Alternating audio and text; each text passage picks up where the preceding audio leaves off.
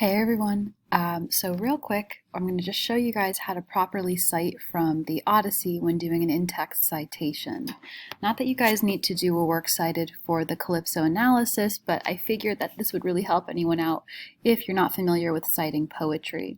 So first and foremost, what I'm doing here is I'm making sure my paper is set up properly, and here are the 4 lines of poetry that I'm going to use to cite from the Odyssey.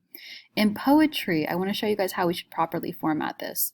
In poetry, when you're citing from a poem, you want to make sure that you're separating the lines of poetry with a forward slash. So let me just make sure that I'm doing this right. So here, right here is where I'm citing. So cave, always, anguish, tears. So cave, putting forward slash after always. Forward slash after anguish, and that's it. And I don't know why that's underlined, apologies. So now remember, when you're doing an in-text citation, our parentheses go after. So my parenthetical citation goes after and the period goes after that.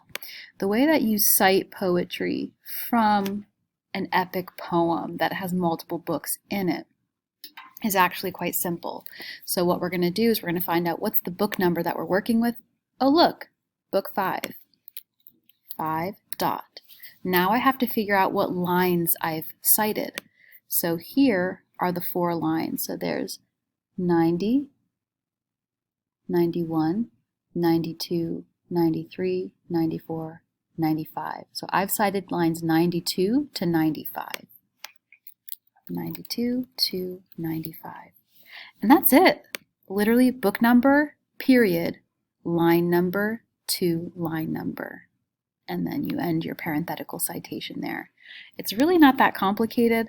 I think the hardest part is because you guys are working with a PDF, you guys have to type out your quote, but if you read out your quote and Google it, you should be able to find a text version of the quote that you can just copy and paste into your assignment.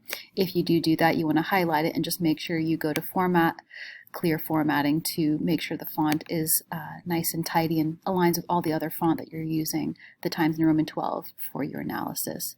That's all I have for you guys for today. I hope this helps you out, and I will catch you guys later. Bye.